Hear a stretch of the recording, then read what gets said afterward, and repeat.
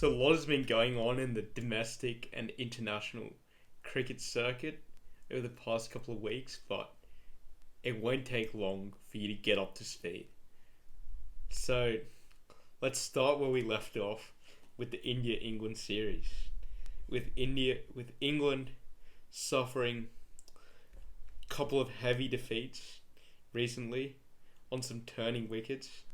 Akshar Patel has impressed in his first couple of games, getting a couple of 5-wicket hauls and already getting into the double figures of wickets across 2 games, which is fabulous. And he has a good record and it's proving to be a good threat in Ravindra Jadeja's absence. And England have some work to do with their batting. After not passing 200 across both the second and third test, crumbling to a 317 run defeat in the second game in Chennai after such a bright start, and a 10-wicket win to India in the first game in the newly built Narendra Modi Stadium in Ahmedabad, which houses 110,000 people. That is quite a lot, and it has a great atmosphere, and it is a brilliant multi-sport complex that is new. So England got 81 and 150 both those innings, and Moeen Ali in the third test, he took 8 wickets and got a fighting 40 in the second innings, but unfortunately had to return home. But that left for Joe Root to turn the tide on the spinning friendly wicket in Ahmedabad, taking 5 for 8 from 5 overs. Some great figures for him, especially being a part-time spinner, with India getting bowled out for 145 in their first innings, chasing a moderate total of 108 by England, only getting a lead of 33 runs. And then you thought that England had a chance, but yet again their batting crumbled, with not even Zach Crawley, who scored a fighting 50 in the first innings, able to get any momentum, with England getting bowled out for 81 in the second innings, and India needing 50 to win, chasing it down with 10 wickets to spare, which is great for Shubman Gill, who got a nod out. After the last couple of games, he wasn't back in form, but you would think that the day-night test would favour England with the conditions, but not in India.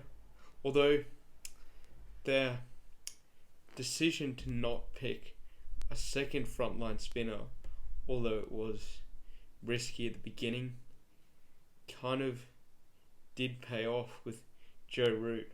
Although in the second innings, with only Joe Root and Jack Leach bowling, it showed that they needed someone else who could spin, like India, who had Washington Sundar, who unfortunately didn't bowl that much and didn't make contribution to the bat, but he was still available. Now England have some batting issues to decide. Obviously they omitted quite a few players going into the third test after the heavy defeat in Chennai, with Rory Burns gone and Joss Buttler gone and Jofra Archer returning, with Stuart Broad being kept, James Anderson returning. So I think that is now time for them to drop someone like an Ollie Pope, who hasn't performed under great pressure, under pressure when his side has needed him to in the series. Zach Crawley playing well, Dom Sibley spot safe. They need another number 3, so I was also a bit baffled by their decision to bring in Johnny Bairstow as a number 3. He doesn't have a great average, for someone batting in that position. So yeah, they've a bit of thinking to do. They have the likes of Chris Wokes as a reserve player, Mark Wood. I believe they should bring back Dom Bess for the all-important fourth test, as he did get 5 wickets in the first test, even though he was then dropped. And the Sheffield Shield and the domestic One Day Cup have resumed in Australia, with Pat Cummins becoming captain of the New South Wales team, getting off to a strong performance against Victoria in their first game.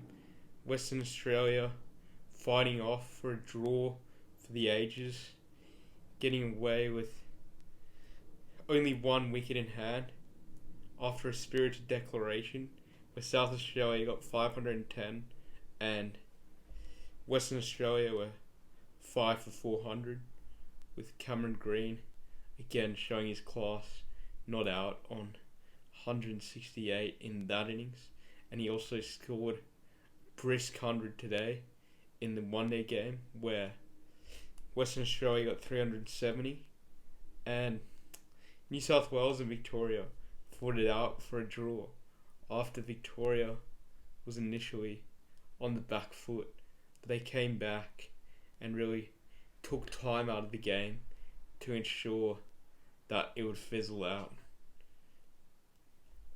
So England have some thinking to do. Hopefully they can win the 4th test, only because I'm biased and I want Australia to get into the World Test Championship final.